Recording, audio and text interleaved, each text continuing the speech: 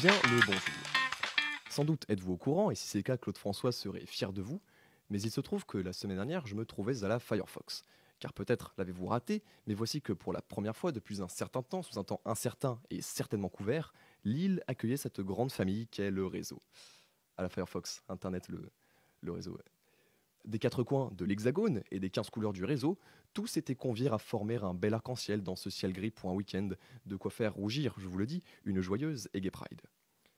Que ce soit en bus pour les Parisiens, en train et avec entrain pour les Niçois, en luge pour les Savoyards ou à dos de dragon bleu aux yeux blancs pour les Montpelliérains, tous débarquaient dans le Nord. Ah, que de souvenirs. Et ce n'est pas mon grand-père qui dira le contraire, à cette différence que ceux-ci ne venaient pas pour nous libérer et délivrer, mais bien pour l'amour de la fête et du risque. Le BDE avait mis les petits plats dans les grands et personne n'allait mettre les pieds dedans pour des raisons évidentes d'hygiène. Chaque école avait apporté sa boîte à son et qu'elle soit des Soundbox 1, 2 ou 3 à soleil. Non, toujours pas. Les musiques résonnaient au plus grand malheur des voisins qui, agacés par cette techno toujours pareille, finirent par lancer une vendetta armée de sacrés bouts de bois pour nous bouter hors de leur gazon fraîchement tondu. Bastien me souffla alors que nous devions quitter le parc Lebas vers le bas-fond de la soirée. Tous les gens rentrèrent dans le people, à l'exception des mineurs, qui, sans aucune alerte à la bombe, retournèrent à leur terril. Terrile histoire. Bien que les mineurs soient partis, nous restions en majoritaire à nous enfoncer tels des baramines dans ce bar à mine. Ah, ça en faisait du people dans ce monde. Montoya, Tontoya ou Sontoya, enfin, quel qu'en soit le propriétaire, se trouvait aux platines, bien qu'elle soit en métal. Winnie, qui semblait apprécier ce lourd son, tapait de la patte devant les caissons et fracassait le BPM, comme diraient les jeunes.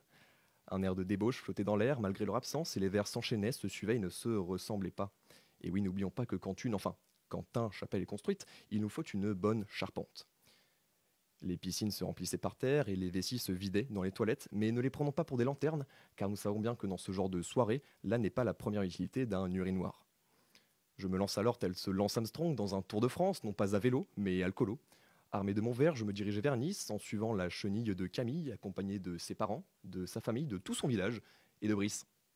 Ça parte. Tout en buvant mon sixième jaune, je voyais disparaître des membres et des gars virils. C'est à ce moment-là que je me suis dit « Non, t'es trop bourré ».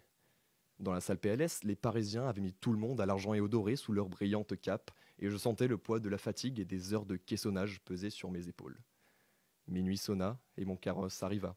Enfin carrosse, un bien grand mot pour désigner un car nul besoin de rosse, rempli de jeunes gens eux-mêmes trop remplis pour se rendre compte que le chauffeur était en réalité Sami Nasseri.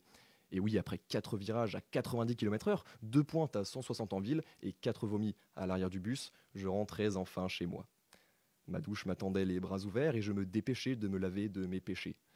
Assommé par ma fatigue, qui me sommait de rattraper mon sommeil, je m'endormis, acouphène dans les oreilles et souvenir dans le cœur.